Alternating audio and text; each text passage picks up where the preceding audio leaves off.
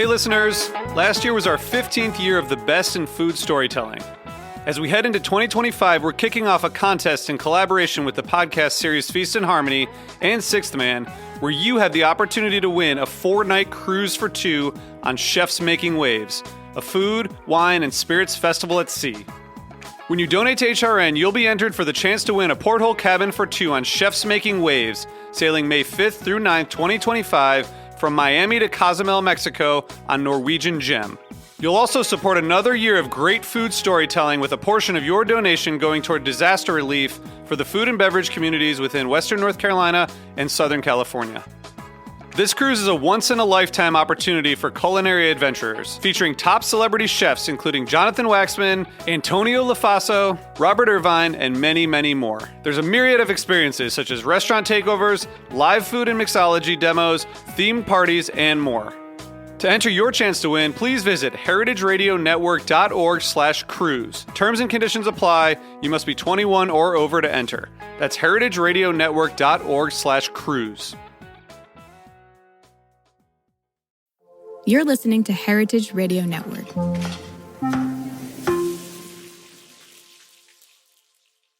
I wake up in the morning and I'm feeling a vibe. Give thanks to the Father, I'm breathing alive. Culture and Flavor is a podcast about food and culture centered in Black and Indigenous foodways, hosted by myself, Zella Palmer, right here in New Orleans, Louisiana. Each episode features high vibrational conversations with cultural bearers, chefs, farmers, scholars, barbecue pit masters, and more. Where there is flavor, there is history. Join me on Culture and Flavor and all of my guests as we share stories that will have you praise dancing, cooking, conjuring, and inspiring your culinary journey. Welcome to another episode of Culture and Flavor with your host, Zella Palmer. I am still processing my trip to South Africa and Zimbabwe. And I wanted to invite someone who truly impressed me and left me just in a state of awe and processing our time together. I want to just set the tone of this episode to give thanks to the land, to South Africa, to Johannesburg or Joburg, to Winnie, to Miriam, and to know that food is ritual, food is prayer. It teaches us the way of the ancients. We are reintroducing ourselves again to the world in this age. And I sat with the grandmothers when I was with Mama Noni, Chef Noni, last November in Joburg. We went to the root and to the womb. Chef Noni is going to tell us the story that wants to speak from the ancient ones. Welcome, Noni. Oh, Kamaku, thank you. Thank you, Mama. Thank you so much for having me. uh, that introduction just gave me goosebumps. So I want to start. I hope that this episode gives our listeners goosebumps as well, because you are an incredible, incredible woman. You're a medicine woman. You are so much to so many in your area and for your culture. And I want to thank you just for your presence and being on this earth at this time. I would love for you to talk about the story of millet. I remember you telling us about a movovo when we walked on sorghum berries on the land where we were. Can you talk a little bit about wedding traditions and food traditions in your culture? Oh, yes. Ooh, I think the first time I ever experienced amavovo, amabele, which is sorghum. Of course, this is one of our the millets that we are now celebrating in our continent, in our country, in my home, in my garden. The first time I think I remember I was probably what, 7 years old, 8 years old. I was raised by my great grandmother. Great grandmother's children. My goodness, you have a memory, a massive. Is it a memory of an elephant? That's what they call it. You remember so much. that after the brew has been prepared for the past 5 days or 4 days, if you want to be quick about it. But Amavovo, this is now the beer that's been strained. It's not beer. I don't like calling it beer, actually.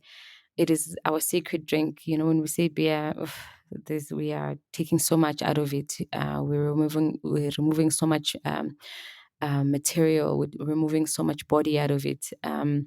So when this was then done by the women, of course, the millet was planted by the women.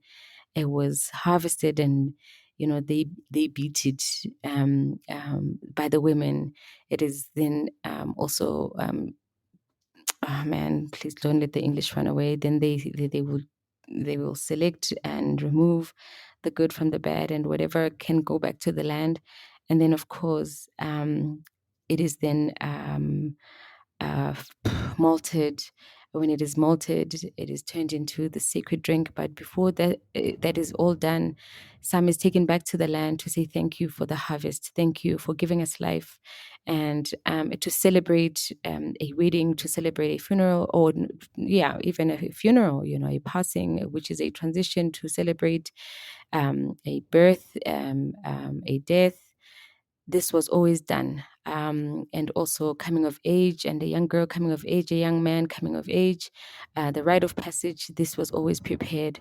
And what will happen is, and as this is a story that is being whispered to me by the ancients, is that once the beer has now been prepared, and they are straining it, and they're removing the liquid from from the amavovo, which is, amavovo. um, I'll find a word for it in English, but um, that would then be put onto the ground there for the bride to walk on that as well, to walk on the land, to be felt by the land, to be felt by the great ancestor. We For us, as a people, the African people, land is our first ancestor. That is the great mother, that is the first mother. And when that was poured into the ground, and the bride, this was for her to you will smell of the land. You are smelling of the land. You are being blessed by the land. So that you can produce for the land. So that you can also, your womb can be blessed by the land as well. So that you can produce, not produce, but produce sounds wrong. It's because the English is seriously just going to run away. But Take your anyway, time. You're at home. Take your time. this is a story. You walking on this. This is the land saying, "I know you, and may you remember me." And when you do walk even in strange lands, you must remember this. There's this aroma, there's this smell that comes with amavovo. It is nutty. It is a fermented nutty. Oh my goodness. Just thinking about it, gives me goosebumps as well. It brings these beautiful shivers, because then it talks about home. When you smell amavovo, you're thinking of home. So this is a tradition that was also forgotten, as we were growing, away from our home, away from our villages, away from the grandmothers, away from tradition and culture, and we moved to Johannesburg. We moved to these spaces that are, that are not so homey, and you get married, and as a bride, nobody comes in and pulls this on the ground for you to walk on, and you were barefooted. That's how you say it, barefooted, Mhm, barefooted. There we mhm. go. You were barefooted, and you're walking, and as you walk, there is so much holding you there. That is why this drink is sacred, and when you get to the altar, you are given a sip to take into your mouth, and then from your mouth you spit into the ground again, to say, from my mouth I also give you what I eat, you will eat too. And what we are eating right now, can you, it is also such a deep question is, would you, whatever you are eating in your mouth, whatever you have in your mouth, would you also go and feed that to the ground, to the land, to the great ancestor, to the great mother? So Mm. yeah. Oh I man, just so I remember that day. I just remember that day, and mm, I felt so humbled and honored. I mean, there was a peace that came over me when you laid the sorghum berries out for us and told us to walk barefoot on these berries. And, you told us the story of Amovovo. mm, And it got me thinking just about um, my own history, my family's legacy and of African Americans, Black Americans in this country, and thinking about um, how stories are coming out now. There's mm, the whiskey brand. Uncle Nearest whiskey, and how there was an enslaved man who was behind the scenes, who was actually making this brand that of whiskey that is now, the most popular brand in the U.S. mm, And looking at archival records, even Thomas and Martha Jefferson bought beer from the enslaved at Monticello in Virginia. mm, And so that memory, that cultural memory came with us. Although it was used for, um, a colonial palate mm, and was mass produced, but the memory remained. mm, And for me, you showing us that day that the process, and I don't want to use the word beer either, but for our listeners, the process of making this ancestral beer is spiritual and it's ceremony. And that's something that just left me in awe and just so grateful to our ancestors. And for me to be a descendant of them, to return to the land, to mm, experience walking barefoot on sorghum that was, harvested by my ancestors and yours. And mm, it's just, it's a mind blowing experience. And then it made me think about what belongs to Africa. That's a big question, but mm, I would love to hear your thoughts on that, because so much has been taken, mm, so much continues to be taken when we look at what's happening in the Congo. mm. Um, what belongs to Africa? Oh, mama. Ooh, that's a very deep one. It cuts so deep. And the reason it's cutting so deep, I'm almost 40 years old, and at I mean from birth I was guided by a great grandmother of mine who I lived at the age of 9, and from the age of 9 I've had to travel this path, sort of solo, being guided, of course, by everything that is me, by being guided by the land, being guided by the great spirits, the ones that are also physical and the non-physical, and to get to this point where there is a pot of remembrance that has been sitting in front of me is magical. There is this massive pot that is right here, and I keep going into it and I keep taking from it because I made, or I decided, or I intentionally wanted to walk on the path of remembering, of going back. And the word emandulo in my language means the beginning. So I have had to then take a journey to the beginning where our people were our people, where the land was still whole, where our food was ours, where we remembered how to handle the food, how to handle our grains, how to handle the land, how to speak to the land. I have had to go and call or evoke that spirit, esasemandulo, the spirit that came, that was there before there was this great interruption, this massive interruption that is happening right now that has made us a people who do not have anything.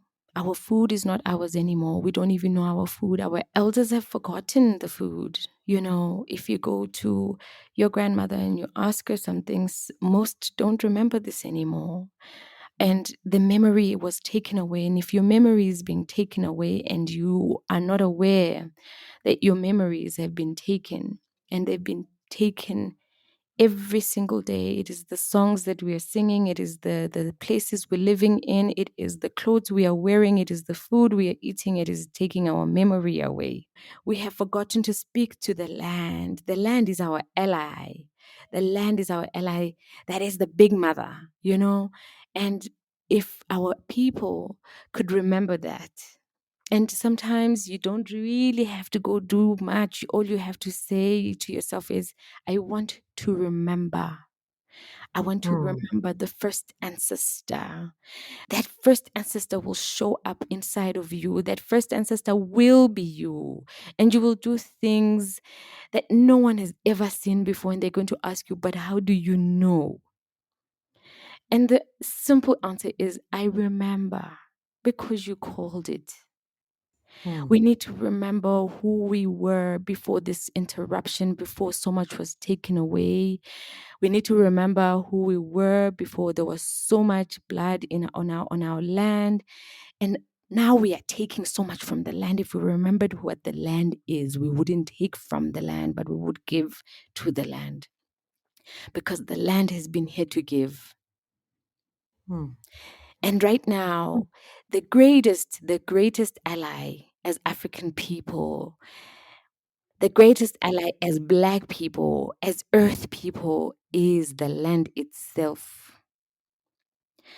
If we go back to the land, if we find a way back to the land, if we listen and we find our way back home to the land, then trust me, there is nothing that can take us away. There is nothing that can take our memories away anymore. There's nothing that can take our food away because we are here. I am here. You know, I would like to speak that I am here. I have traveled this journey and I've gone back to the beginning. And the beginning says, there is a food story that you must tell, Nana. There is a food story that you must tell your people, and it will take them back. It'll bring back the memories of who they were, of who they are. And that is what I am doing. The millet story is a story not just of eating the millet because you are coming up with a grain that your people have not seen or have forgotten, and you can, turn up beautiful flavors and all that stuff. But because it carries a lot, it carries a story, it carries restoration, it carries healing. It also brings back those who were taken away from the land. It brings them back. It restores. And that is the story that I'm telling. It is carrying me. And I speak to the grains when I tell people that I'm speaking to the grains, because I want to know how, what, when, which. I want to know everything about who I am, because I am made up of these flavors. I am made up of these grains. I am made up of this land. I'm made up of the grass and the trees and the mountains, the waters. I am made up of all of them. And that is how we fight right now. Right now, I do not go and say, I'm going to take out my gun and go in and fight for my land. I go to the land and pour water and say, you've taken so much blood, I'm pouring water. I go to the land and say, you have taken so much pain. Let me put some grains back here. Be nourished, because these grains that have been forgotten and lost are what are the grains that are going to restore the land. This is the life force of our land, the food we are eating. Amavovo, amabele, sorghum, millet, pearl millet, finger millet, fonio, teff. Gosh, there's so much more. If we go and remember how to go and put this back into the land, watch how the land will fight for us. Can we talk a bit about seeds like maize that have Mm. been an invasive species or an invasive plant that is drying up the Mm, land.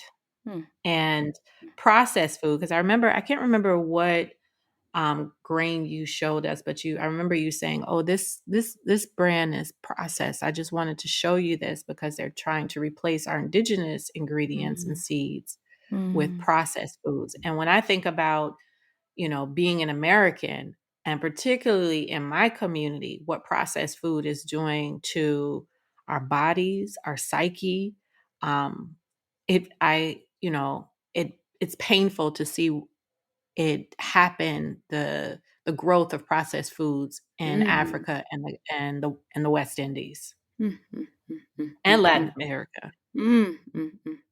Ish, mama. Ish, ish, ish. Corn, which is maize, which of course came to Africa also as something that was forced not to the people but to the land. The land had to sit with this, the land had to open up.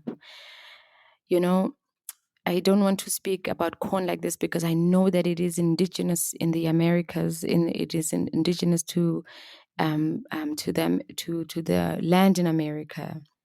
I know that it is Mhm. home there. I know that it grows there and it understands the life force that holds that land together. And but when you bring it back here, it is not. It is. It does. It's not doing the things. It is taking a lot from the soil because it says, "Take me back home. Mm, Take me back home where I belong, so that I can go heal the land there." And this is mm, exactly, we are those grains, Mama. We are those grains. We have been taken out of our homes and we're brought into strange homes. And when you come into a strange home without anyone welcoming you, without even asking the land to say, listen, we are bringing a foreign crop or a grain, please. We would like for you to make space for it, or open up for it. It destroys instead. If it is forced into grounds that do not belong to it, it destroys. And that's exactly what we are doing with these processed foods. It is like taking maize from South America and bringing it, or North America, and bringing it to Africa, and expecting the soil to live. Our soil is it's taking a lot more than it should from the soil. There's nothing left, and it's giving nothing to the body. mm, It cannot survive the weather. It cannot survive we have a different weather. So when it is drought, it takes all that water and everything else around it dies. That's exactly what is happening to us, our people. That is exactly what is happening. You get taken and you are put somewhere, and you are asked to survive in a place that does not even know who you are, what were the conditions you survive in, and how you are handled, and what are the things that must be said to you for you to grow. They don't even speak your language there. The corn does not speak our language here. Yes, we see it, but it does not belong here. And our people know that story too well right now. Corn has become a part of their DNA. Because if I'm a Xhosa girl, I was raised as a Xhosa girl, and umngqusho, which is our traditional meal, which is made from maize that is pounded, and a coarse maize, and then it is cooked. I can't. You cannot go back to my village right now and tell them you can't cook that thing. It's not because it's not going to do anything for your body. And now it is genetically modified. It is even worse. mm. It is even worse. There's no life in it. I remember when I was younger, I used to see these posts about bags of food being brought to Africa because Africa was starving, and they brought maize. And they brought maize to Africa. What happened to the sorghum that can withstand drought? Even if we didn't have rain for months, sorghum knows how to speak to the soil and say, for my people, I will survive, so they can eat. What happened to the teff? What happened to the millet when our people were starving? Why did they remove that food? Why were we made to forget that food? Why were we made to forget sorghum? And then the maize, oh my goodness, you go to Zimbabwe, maize is still there. Our traditional beer right now was replaced by maize when this was made from millet and sorghum only. And even with sorghum, you can also win by making this sacred drink. Right now, if you are making umqomboti, which is the traditional beer, without maize, they're going to tell you you're crazy. Hmm. Now we cannot take away this poison that is sitting in our DNA, that is sitting in our blood, that is sitting in our home, that is eating away the ground, the soil, the land. It is eating away life from our land. We don't know how to take it away. How do you go and tell our people, Uguti, umngqusho is not your food? That pap is not doing you well. And then when we're getting visitors coming from all across the globe, they come here to South Africa and they are shown pap as traditional food. We need to stop that. People are showing we need to get to that point where we really know what we are talking about when we're speaking to the food, because we're not talking to just anything. We are speaking to an ancestor here. These grains are our ancestors. My goodness, they are alive, because if you put them into the ground and you call that with the rain, or you put them into the ground and you speak life, they grow. Then why do we not believe that these grains are alive? That they can take us back? That, there's this word in as it's sankofa, which means Mhm. to go back and fetch that which was taken or stolen or forgotten. Here down South Africa, we have forgotten completely, and it feels like this forgetting thing is so comfortable. It is a comfy bed, that's being slowly eaten away by mites. It is the food we're eating. It is so processed. Oh my goodness. My goodness. I'm a chef by profession. I don't like to call myself that because I don't want to separate. There was nothing like this before. Now you have to have a profession. You must call yourself a chef. It doesn't work. I don't know how to explain it, but I am just being. I cook. I speak to the land. I plant. I harvest. That is a way of life. It's not a career. It's not a um it's not a yeah. It's not a job. You know. It is a way of Mm. being. And now, because we've turned these things into jobs, into careers, we don't care where the food is coming from anymore, what it looks like, and which hands prepared it, and which soil it came from. We don't care, because we are chefs, because we wear these fancy jackets and have these fancy names for these foods. We don't care where they're coming from. We do not care of the language. We're not even wanting to hear the language they speak. The grains are speaking, and they say, return us home. Take us home. Take us back home, because when we go back home, we will know what to do when we get home.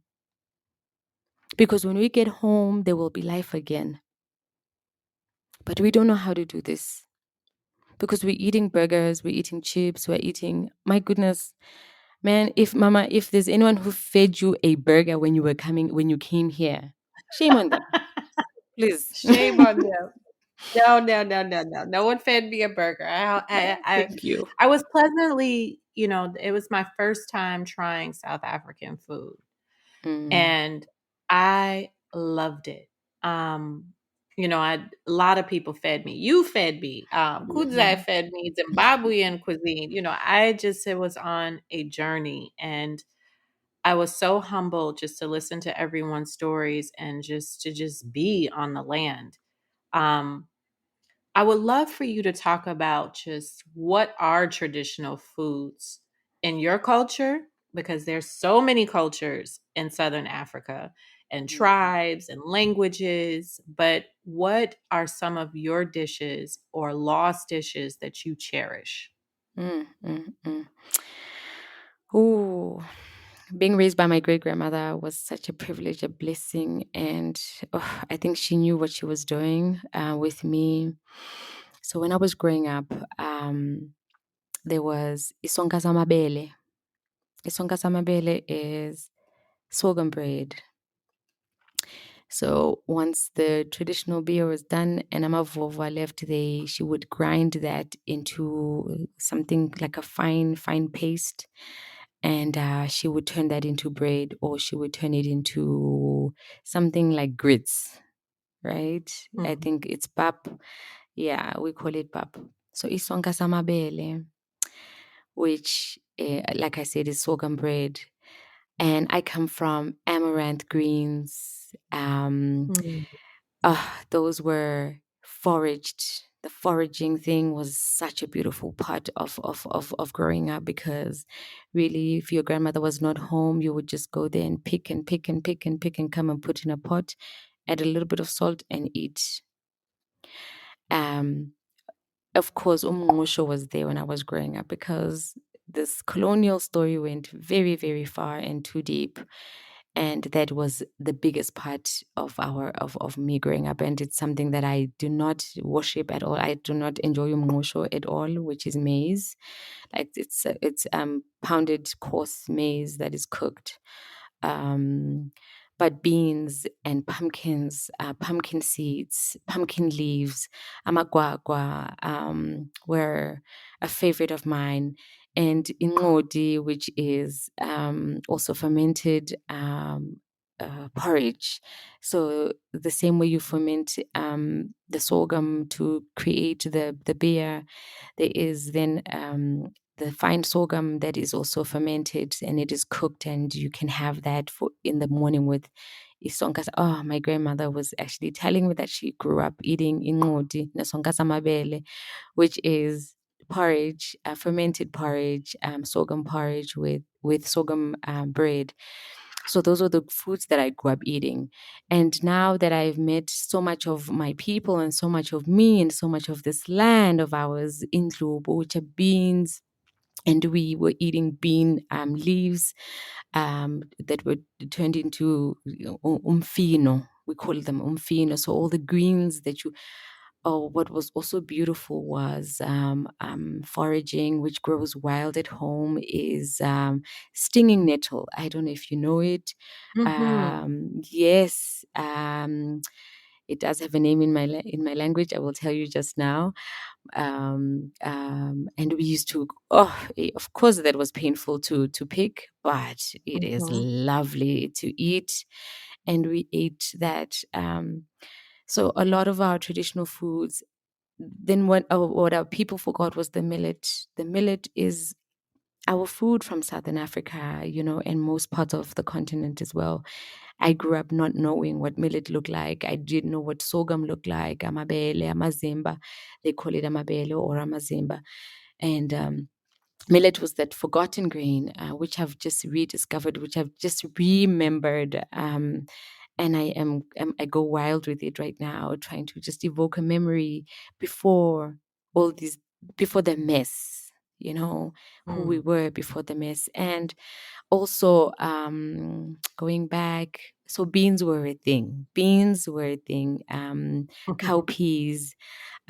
We had a pumpkin that was mixed with maize meal, which is maize, right? There was this pumpkin that Mhm. was cooked. I think it was called umqa, and it is cooked together with that. But also, there was this beautiful dish that my great grandmother used to make. So she would make pumpkin. She would dry the pumpkin, and so first of all, she harvests the pumpkin, puts it on top of the roof, and Mhm. it will stay there for days, and it gets sweeter. She says to me, every day the sun hits it, it gets sweeter and sweeter. And eventually, I don't know after how long, she's going to take it down and she's going to shave it into small little rolls, and she's going to put it back up on top of the roof and cover it so the birds don't eat it, and then it is dried. She called it igagatu, which is called it's like biltong or dried fruit, or dried veggies, right? And then she will also dry. So what we did with the amaranth, because we know that the amaranth grew wild in the summer, we would harvest so much of it and then dry it up, and then when all that is dry in the winter and it is cold and we can't harvest amaranth anymore, but we have the dried one, she will cook it together with the dried pumpkin, igagatu, and she would make food, and we ate. My goodness, meat was. Hey man, if you didn't have a cow, don't complain about meat. If you didn't have a goat or sheep, don't complain about meat. And if you're going to have meat, there has to be a big ceremony happening in the village where everyone will be called, because that the blood was so sacred. Blood was sacred, and everyone needed to come and gather and give thanks to the animal that has offered its life for this ceremony to happen. And everybody ate, and that was it. Other than that, it was amabele, it was amaheu, it was isinkwa, and of course isinkwa. So man, if I tell you, my people know how to survive, even if you bring a stranger into their home, they're going to dress that stranger up and make that stranger look nice, like that maize. I don't, you know what, they made the maize look nice. The singwa sombona, which was bread, cornbread, which I know that when you go to America, you do have something called cornbread there, you know. Mm-hmm. And also, yeah, so yeah, anyway, they made us enemies. We shouldn't have been enemies. They made the sorghum and the maize enemies. We should have left the maize where it belongs and come and visit the maize when we need to, and leave the sorghum where it belongs and come and visit the sorghum when we needed to, and everyone is at peace. It's interesting to me because talking to you about millet and just thinking about the early colonial period and, just slavery.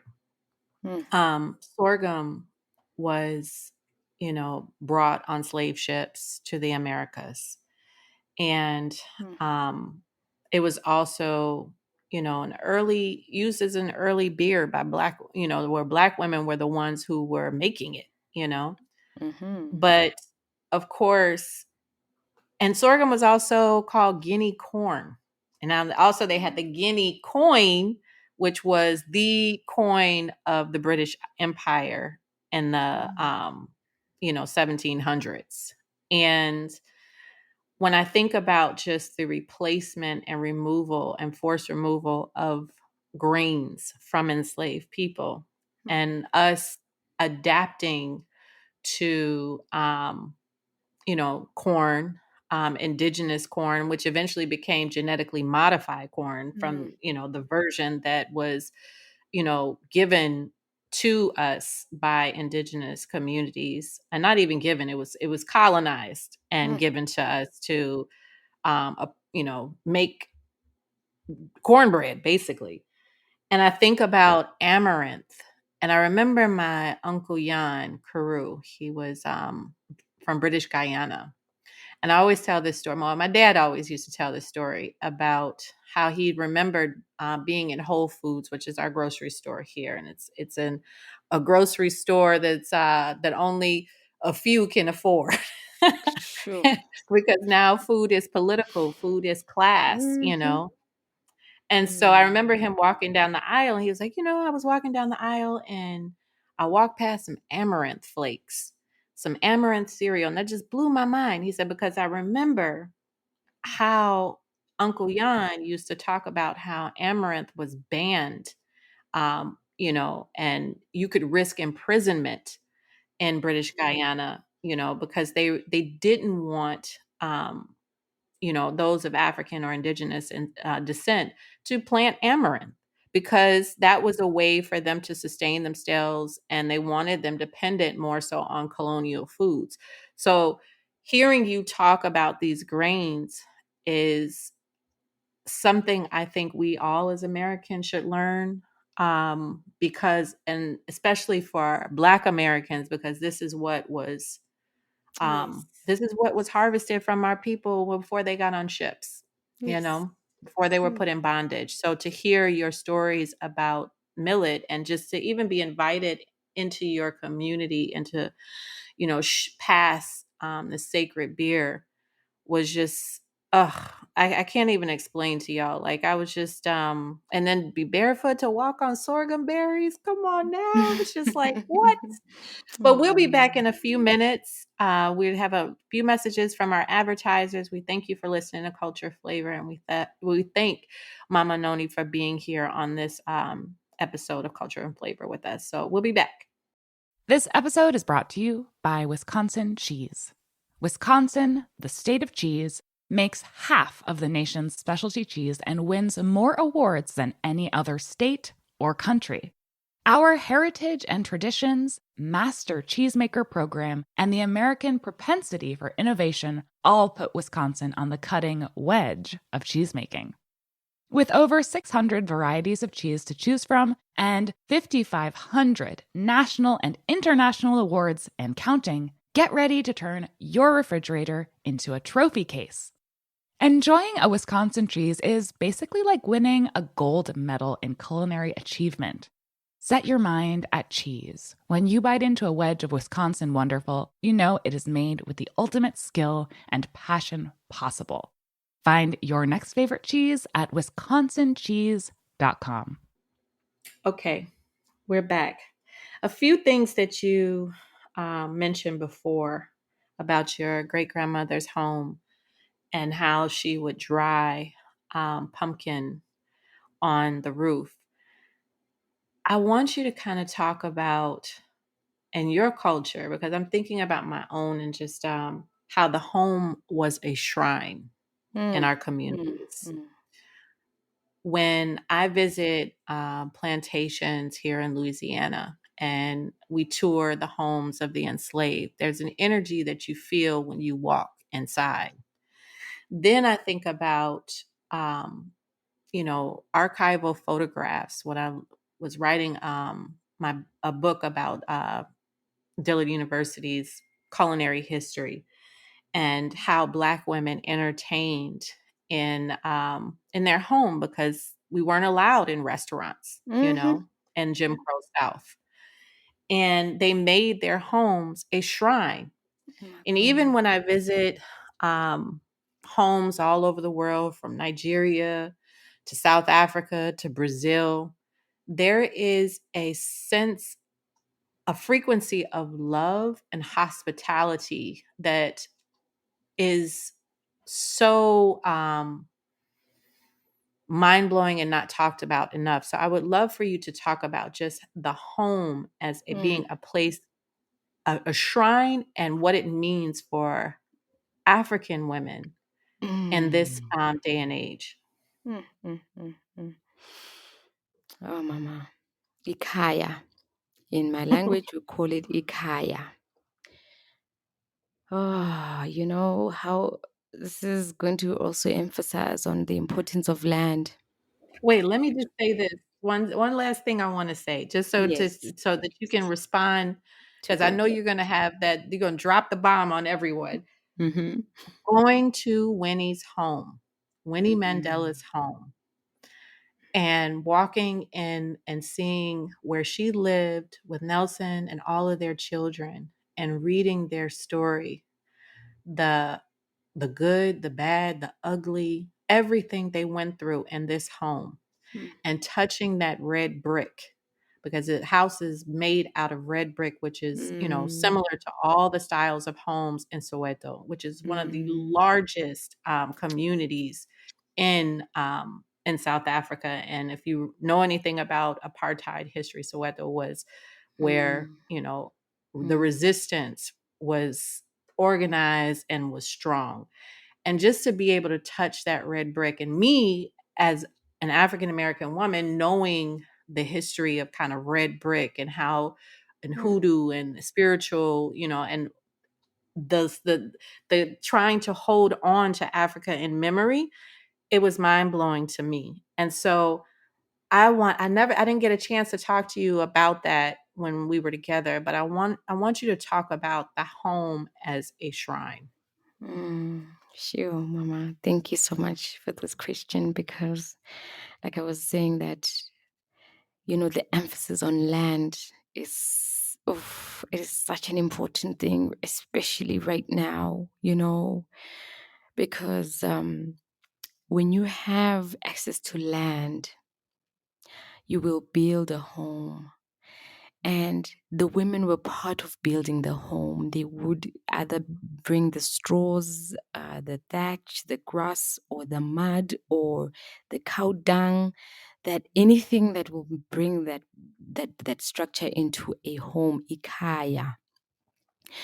And that there was our, you could refer to it as a church building, if you want to, because that is where we invited everything that we are to come and live in here.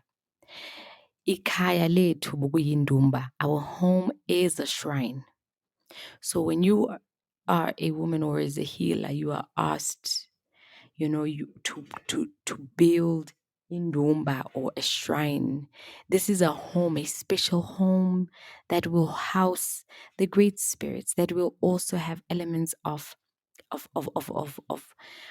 nature, everything that is around us, that is us, whether it is shells, trees and plants and bones and everything, so that when you walk in there, you feel the whole earth vibrate, inside of you. You feel the ground shake and you feel the vibrations of the ground shake. And now what happened is we lost our home. We lost land. We lost home. That means we were not able to build Indumba, which is a shrine. And when we lost land, you cannot go and build or go and build a shrine in somebody's home. You can't, because you cannot welcome your ancestry there. You cannot welcome your ancestors there. You cannot even pour water there because it is not your home. You want a place where you're going to welcome everything that you are. And you're going to go and place and burn impepo and pour the water, leave the water in the shrine so people can come and drink, so people can come and eat, so people can bring the gifts, which were our grains. Our homes had big baskets of grains that were harvested, and everyone would bring gifts. That is to offer the home and to bring life into the home, to bless the home, because the home is the church building. It is the church. This is where God lives. This is where God is. The home is God. And our people are so displaced right now. We can't find God. That is why where we live, I'm going to mention this, but if you go to places where my people live, it is so filthy. It is filthy, it is filthy, it is filthy, because there's plastic and there's litter, there's everything, there's just filth everywhere. There's a stench where you know that this is not a shrine. Where is God here?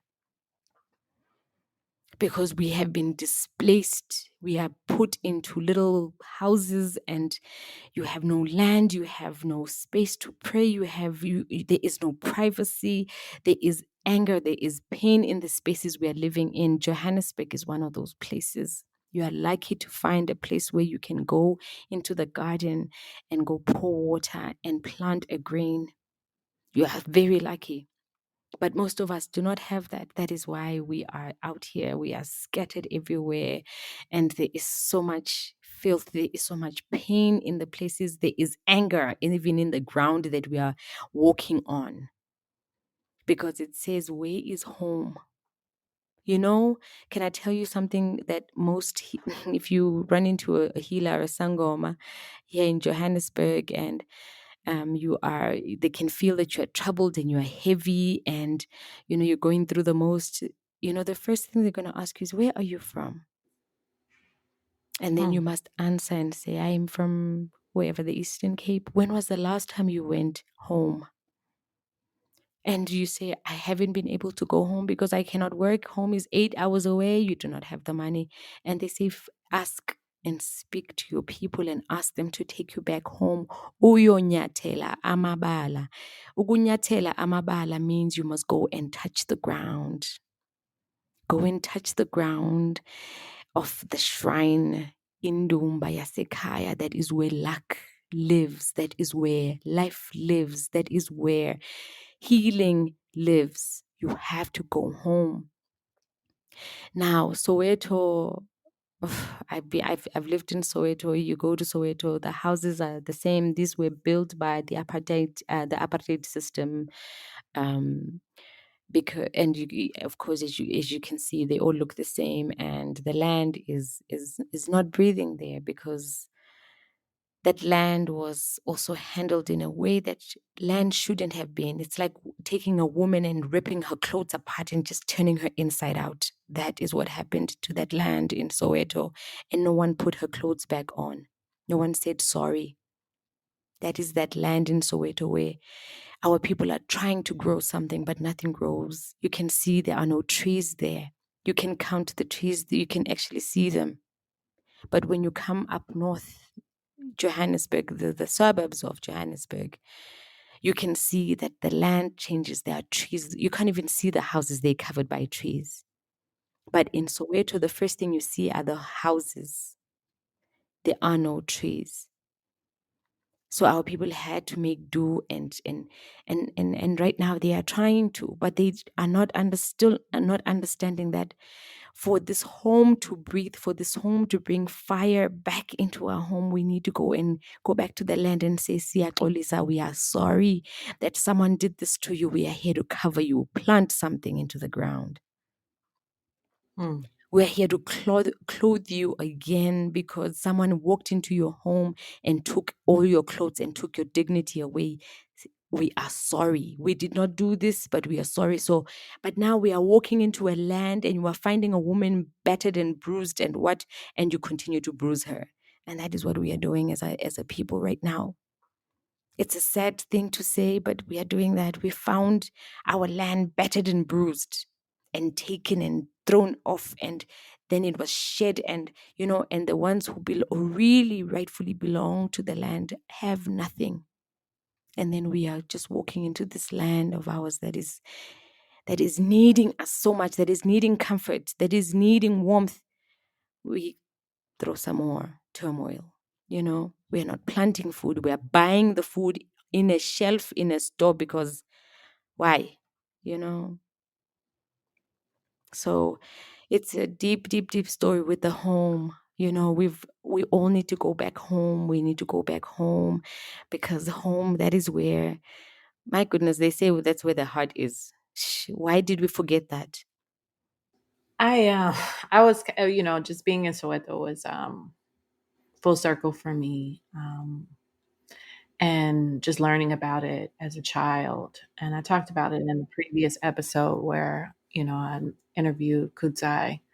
But what you know, me standing on that land and knowing the story of the children that were massacred, and being on the land and seeing the visual images in black and white, the text panels and photographs that were in Winnie and Nelson Mandela's home was, just, I just had to really meditate and process on that. And then outside, you see all the historical markers and, people selling, and it's typical of any tourist destination. But what struck me were the massive amounts of stickers for abortions everywhere. That really struck me, and I want to kind of talk about, you're from Eastern Cape, and I was able to go to Cape Town on that trip, and I was blown away by the beauty of Cape Town, and of course, that's a whole nother episode about, you know, gentrification, segregation, all the things, post-apartheid, South Africa, etc. But I want to bring it back to South Africans and how joy is still, a right for South Africans, because even being in different places, hearing everyone's story and seeing all these dualities and bringing it back to my own culture and my own experiences on this earth, As a Black woman, when I listen to like I'm a piano, Mm, and I hear it everywhere. And it took me, because I'm from Chicago, I saw house music evolve, Frankie mm, Knuckles, DJ Frankie Knuckles, all of these amazing DJs, that, you know, also made music so that we could release this energy, so we could come back to a frequency of love. And then to yeah. hear the story of Amapiano and how you all heard Chicago house music, a DJ found it and took it back to South Africa, and then you made it your own. I teared up a lot while I was there, just Mm, and being on this journey and seeing, I would go to Medusa's in Chicago, all the clubs that they had, Dejois, every club that played house music, deep house music, the Warehouse. I've heard all the DJs. I go to house picnics. House is very spiritual for me. mm, And so, and I know I'm a piano and other genres, and even just going back to even just my dad playing on his vinyl, Miriam Makeba, and hearing her voice mm, at a young age, what does dance and music have to do with coming back to the land mm. in South Africa? Oh, Mama. Beautiful question. Ah, you know, we are people of dance and sound. We are people of the drum. My goodness. Uh, I love music. When I am feeling down, I listen to music. Of course, I love my hip hop. And of course, being in South Africa, there's a lot. There is a lot of music. You are listening to beautiful artists like Tandi Swamazwai, who are saying and singing and putting these beautiful instruments that are making you tear up, you know, without planning to, that are bringing this, your whole body vibrates, and you are thinking, whew, what is it about the sound that makes me feel like I am here? This is my home still, and I'm still being held, you know. Singabantu bengoma. When you're called a sangoma, the people of the Mm, song. My goodness, we are people of the song. Without the drum and that song, you will not be initiated into who it is becoming. So your initiation into being you is accompanied by song and drum and clapping and all these sounds, what is it called? Zella, ululating. I think that's how you say it in English. All of these sounds, and then all these other instruments, of course, came in. But before there was the instruments, and before there was the pianos, and all these other fancy things that we have now, we had the voices, we had just the clapping, the undulating, we had all of that, and that was enough to send a deep vibration to the earth to say, we are you, we are home, and we belong here, and we feel you, and we are together. That was the story of our people. This is how we went back to the land. This is how we made the rains fall. The people who called the rain queens, and the people who called rain, the young females who would, when there is no rain, they would sing and dance and run across the village. So everywhere we gather, there is song. And when we gather in song, so much is awake. The land becomes awake, because it is these vibrations that are sent into this land, into the heart of our Mother Earth. And it says, those are my children, because I recognize that drum. I recognize this clapping. I recognize this song. And then life becomes life in us, in the land. Right now, even now when we gather, I'm a piano. If you see our people know how to dance, let me tell you, there is no one who's going to dance like a Black person. Okay, let me tell you. We know how to dance. And I don't know how to dance, but I watch my people dance. I say, listen here. If there's one thing I can brag about, is that we know how to make the ground shake. We know how to awaken Mother Earth and say, we're here, fight with us, fight for us, hear us again, hold us again, you know? And if we just sent the right words into it to say, I'm dancing for my people, I'm dancing for our land, I'm dancing for the rains to fall again, I'm dancing for sunshine, I'm dancing for freedom, you know? Because this freedom story is not, it's not there yet. It is not there yet. If we cannot go and remember and choose the kinds of food that we are going to eat, if we cannot come and play certain music in or certain sounds in certain places, it's still there. Because if you go, you know, when you go to the Western Cape, I know you went to the Western Cape, it is beautiful there. My goodness. It is beautiful, but the land is crying. It says, where are the rain dances? Where are the drums? Where are my people? Where are the first ritualists? Where are they? Because right now it's not hearing anything. So all you feel is 5 different kinds of weather in one day. In one day, you feel the winter, the snow, the rain, the everything. And you ask yourself, what kind of a place is this? But it is because the land is troubled. There's so much blood, and no one has spoken for this blood. No one has said, we are sorry. Let's do it properly. You know, these are places where our people, the songs are not heard anymore. There's no dancing anymore. There's no songs anymore. But our people are still dancing. Our people are still here, you know? Let's just Even send. winemaking, even wine. I'm Yes. sorry. Yeah, because winemaking. I mean, everyone here in the States, everyone loves South African wines, but that is the same as maize. It takes a lot to make wine, and I visited a wine farm in Cape Town, and she was telling me that they plant eucalyptus trees, and eucalyptus trees once again are brought during that colonial period, and it is drying up the land as well. Yebo mama.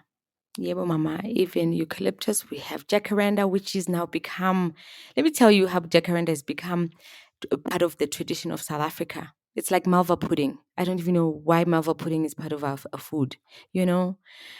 You see eucalyptus trees, and you see our people who have planked tin homes, imikuku, you know, the shacks. They have put their shacks there where eucalyptus trees have been planted for someone to come and harvest, and they can do whatever they want to do with it. The land there is crying. I always drive by with my husband and I tell him, saying, if you could hear this land here, it is crying. Nothing is going to grow here. Nothing good will come from this land. And the people who are staying on this land will never be okay, because they have brought this tree. You have brought a stranger and you said, stay here, take over. You take over. Then what must happen to everything else that lives there? There's a lot, Mama. There's still a lot. Our people must still acquaint themselves with the land. Let's go back. Let's prepare ourselves for the land. You know, there's this thing that we are talking about right now is, are we ready for the land? If the land right now were to say, listen, I'm ready to fight for you. I'm ready to fight with you. But are you ready to recognize me? Are you ready to hear me? Are you ready to see me? Will you even know that it is me when I speak? But our people will not know, because our people are still supporting this eucalyptus. They don't even know that eucalyptus is not from Africa. They don't even know that the jacaranda tree is not from Africa. They don't even know that the maize is not from home, is from here. You know, then how ready are we for the land, Mama? How ready are we for the land? How ready are our bodies for this massive body called land? You know? So there's a lot of stories that need to be told still. The millet story that I am telling right now needs to be heard by our people worldwide. And I'm going to make that happen. I'm going to go everywhere and I'm going to tell them about the stories of our ancestors, these grains that have made themselves, or that have made their way back into my home, into my pot, into my plate, you know, into my stories. I'm going to go and tell them. I'm going to go to places even where they don't even know what sorghum is, and I'm going to tell them still. I'm going to tell them still that their ancestors have returned. because the land in Cape Town is dead. The land there is dead in the Western Cape, like many other lands in our land here. It's dead, Mama. You are seeing just a superficial beauty that is, it's just a shell that is shining on the outside, but inside it is suffering. But where are the land listeners? Who are the land listeners? Who are the guardians of the land? But we stopped calling ourselves guardians of land. We've called ourselves owners of land. Hmm. And that is how all of this is disappearing. This is how we're forgetting the songs. This is how we're not hearing the music. This is how we're not hearing the drums of our people in that land there in the Western Cape. The drums are being heard in tiny houses, and when you beat that drum, they call the cops and say, "What is going on here? Why are you performing rituals here?" I'm talking of a story that I know that that someone called, literally stopped my own ceremony happening in my home, where I was serving food and beating the drum, and they said, "What are you doing?" This is a Black person telling me, "Why are you doing rituals?" And I said, "My goodness, how did we forget that eating is a ritual, that food is a ritual, that beating the drum is a ritual? How will our earth live? How will our mother come back home? How will we find our own mother? You know, we're like lost children whose mother is sitting there and saying, "Oh, my children, do you even recognize my own voice? Have you also lost the scent, my scent? You can't smell me anymore." Because we're walking around with shoes now. We've paved and tiled our homes. The shrine is tiled.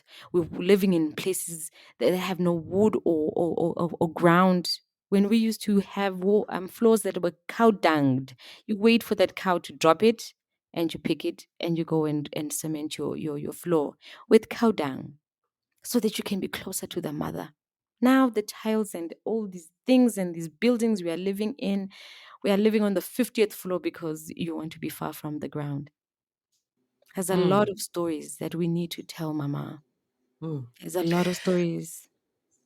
And you told many of those stories in November, last November. And I am just so grateful for that moment with you. I cherish it. I think about you often. The beer making, you taking us through the process, teaching us about the grains, making sure we take our shoes off so we can feel the land, so we can feel what it's like to walk on sorghum berries, Mm. how and even just standing next to you and watching you cook. And of course, when this episode comes out, I'm going to share some of those videos and you cooking over open fire. Mm.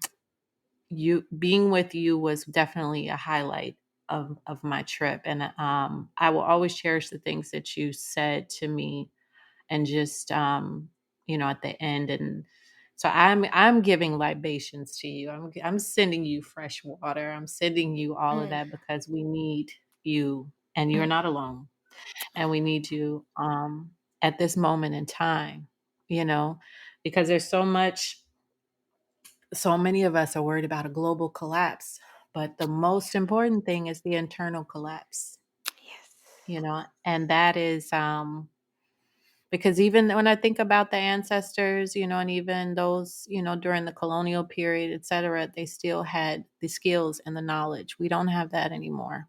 Mm-hmm. And as the elders pass on to the next world, they're taking that with them because we're not asking, Mm. because we don't know to ask.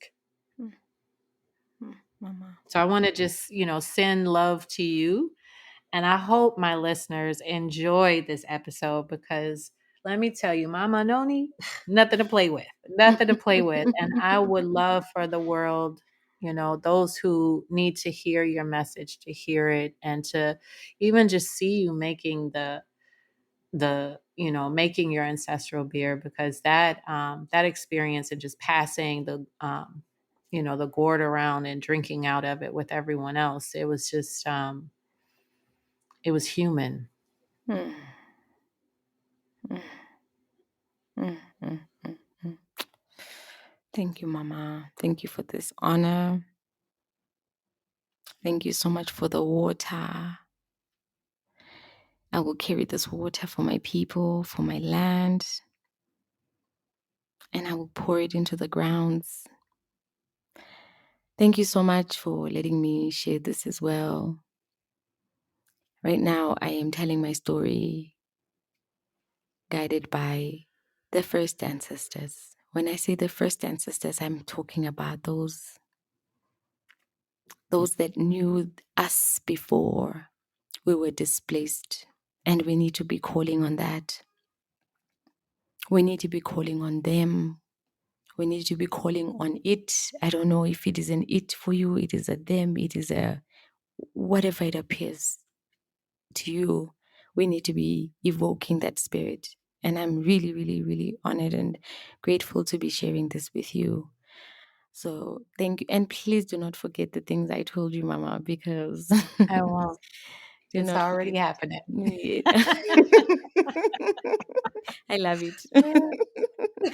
And I will definitely see you soon. I will see you Yes. soon, definitely. Yes. And I can't Yes. wait to pour libation, into the land that my people also came to walk on and made home, and just to come and pour a bucket of water so we can remember, so our people can remember who they were before there was the slavery story happening. Before we were captured and there were chains, before our people forgot. I am coming with that water. I'm coming with that water. Y'all, we give libations for culture and flavor for all of these amazing guests. We hope you subscribe. We hope you share. We hope that you, engage with us. Let us know if you like season 3. I'm bringing that fire. I told you I was going to bring the fire. So I want to say ashe, aho, and thank you so much, Mama Noni, for everything that you're doing. And you are going to be a lifetime friend in my life. Thank you. Tamago, Mama. Thank you. Take care. I wake up in the morning and I feeling a vibe. Give thanks to the Father, I'm breathing alive. Culture and Flavor is powered by Simplecast. Thanks for listening to Heritage Radio Network, food radio supported by you. Keep in touch at heritageradionetwork.org.